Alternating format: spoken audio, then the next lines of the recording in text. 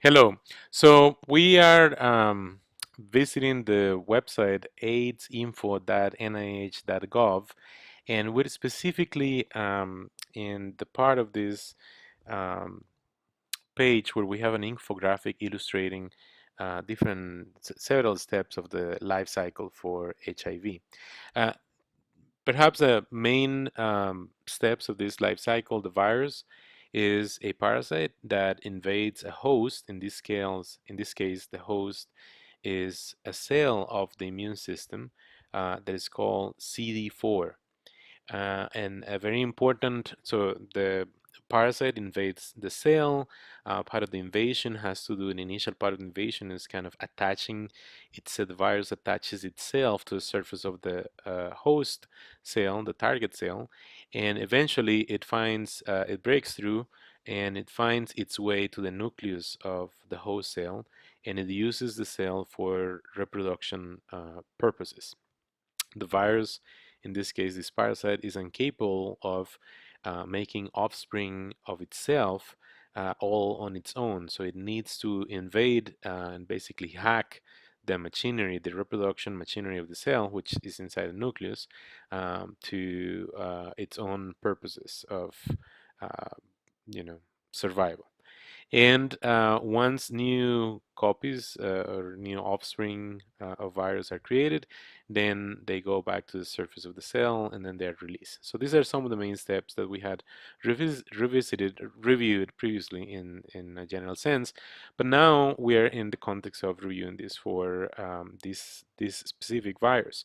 And as you may remember from our previous illustration, there are inside the virus these things here in color orange and green that are proteins, and they are special type of proteins. They are called enzymes. Two of these important enzymes are reverse transcriptase, and there will be another enzyme called protease. Okay, so here we have an illustration of that initial stage that relies on these receptors on the surface of the cell, and also on those shapes, those tentacle shapes that are outside on the surface of the virus. We have to remember that once the step number 1 and 2 occur here, when this attachment happens and there is a successful fusion, when the virion breaks through and it successfully goes inside the cell, then this enzyme, the reverse transcriptase, makes a DNA copy of the RNA, of the viral RNA genome.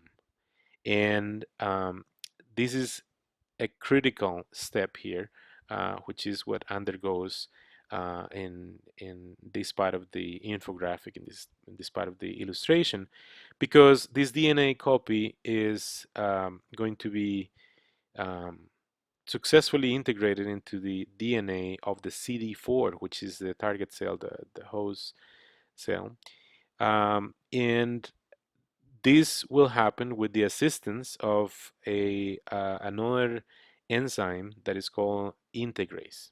Okay, so here you can see how integrase is assisting in the process of, this is what I have been calling the hacking. This is when the HIV virus hacks the nucleus of the cell, and is exactly at that step in which the provirus is the DNA of HIV. It manages to be duplicated when the CD4, when the DNA of the CD4 undergoes cell division.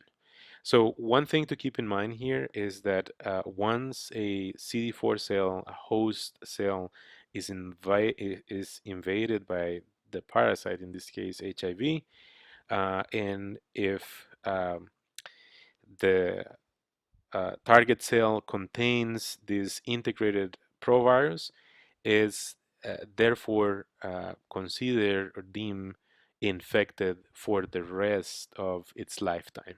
The cell, it remains infected forever from that point on. However, it is possible for the provirus to also stay within the cytoplasm of the CD4 in some type of an integrated form. Um, Eventually, the viral DNA will become degraded, and those cells that contain an integrated provirus are still infected, but they are going to be considered transiently infected.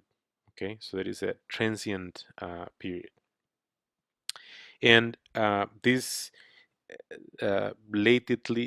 latency has to do with the following. It's possible for providers to stay dormant, if you will, inside a CD4, um, and they may stay in this state called latent without providing any red flags or any indications or any indication that they are actually there, the the um, the viral DNA. And this latency period or period of dormancy may actually has a substantial variability, may last for months or sometimes for years. Okay, so um, the next part of this cycle is something that may be triggered by stimulating the CD4 by means of an antigen. And that stimulation may actually produce new variants that bud from the surface of the infected CD4. And this process of budding is something that may have a time scale of, it may be something very, either it takes place extremely fast, or it may be really, really slow. So when these new variants are um, produced by an invaded, by a target infected um, CD4, then the viral DNA is read, and once this reading happens, then viral RNA is made. And sometimes this viral RNA is kept as a full-length transcript of the viral DNA and is used as the genetic material packaged into new variants. Um, However, there are copies of RNA that instead play the role of the so-called mRNA or messenger RNA. They are used as templates for making viral proteins. And the role played by proteins in the life cycle of HIV, it's fundamental. Some of these enzymes, such as the reverse transcriptase and protease and integrase, are made as one long polyprotein, and this polyprotein has to be cleaved by viral protease into single proteins. Okay, so um, you should really take the time to go over these different parts of the HIV life cycle that are very well illustrated in this infographic, thanks to the NIH.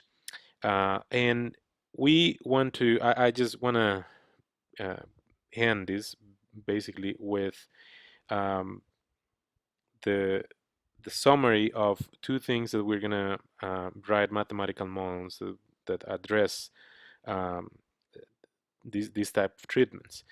And it has to do with the inhibition of some of these enzymes, specifically the inhibition of reverse transcriptase. If the reverse transcriptase is inhibited, then it can happen that, so we're talking about basically interrupting or perturbing this process here.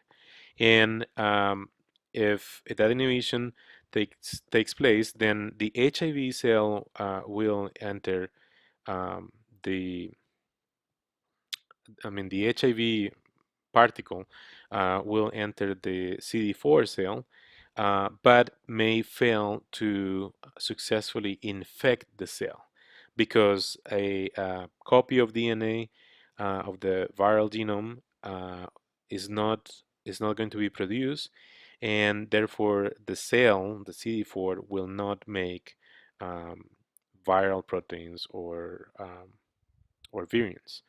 The viral DNA, viral RNA that enters the cell, in this case, is not considered stable and eventually will degrade.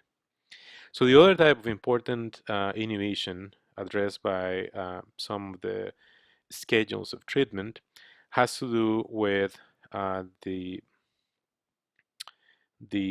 other enzyme, this enzyme protease. Okay, and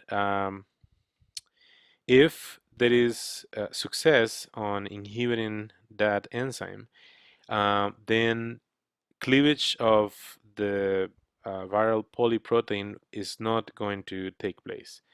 And in such case, virions are going to be produced, but they will lack a functional reverse transcriptase and a functional protease and integrase. This um, will be virions that are basically non-infectious. That is um, most uh, the best effect of interfering with the protease, that there will be virions that are going to be produced that are considered non-infectious.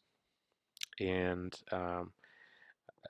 again, I cannot stress enough how useful this resource is, and you're welcome to spend as much time as you can reviewing the life cycle of HIV. Thank you.